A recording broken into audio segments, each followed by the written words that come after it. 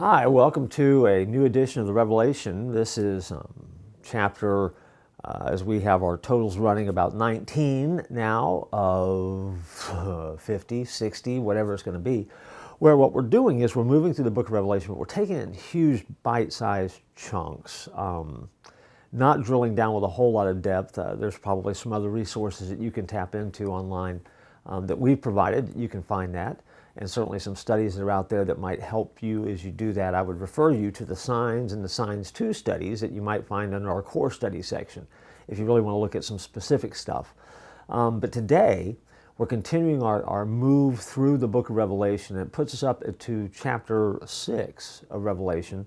And I'll read you verses 9 through 11. It says this: "When he opened the fifth seal, I saw under the altar the souls of those who had been slain because of the word of God and the testimony they'd maintained.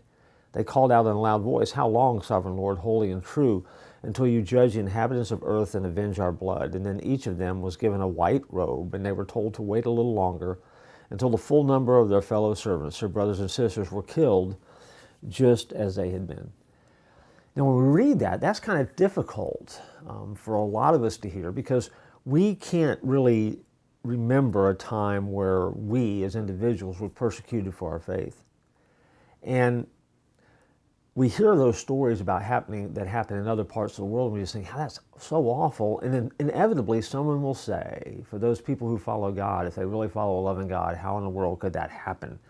Well, this passage reminds us that things are going to get a lot more difficult, and things are going to get a lot worse before God balances the books and it all comes to an end. Now, on one hand, that can terrify you, and it is understandable that it might.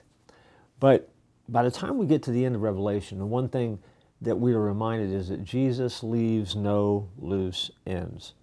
And so in the passage, these martyrs are people who became believers during the tribulation.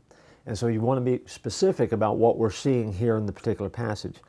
In other words, they didn't give in, they didn't back down, and they stood in the face of what the Antichrist was telling them to do, and they stood in the face of all of the pressure where a whole world was telling them that this is what they had to do, and instead they decided to believe, trust, follow, and stand for Jesus. And as a result, they are killed for their faith.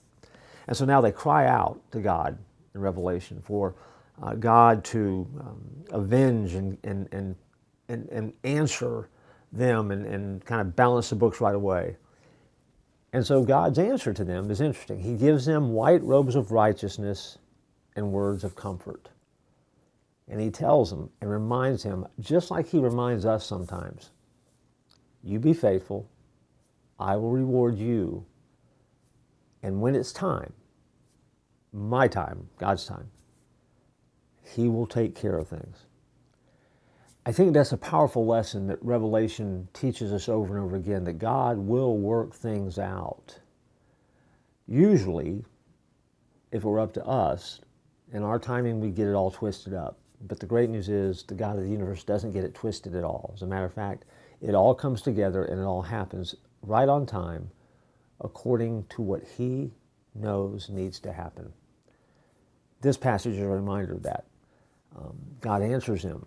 He rewards him, and he also tells him, hang tight, hang on, take heart, I will take care of it all. Those are lessons that need to be remembered, especially as you read Revelation 6, as things begin to unravel even more. And next time we'll dig a little bit deeper into Revelation and make some more discoveries together. I'll join you then.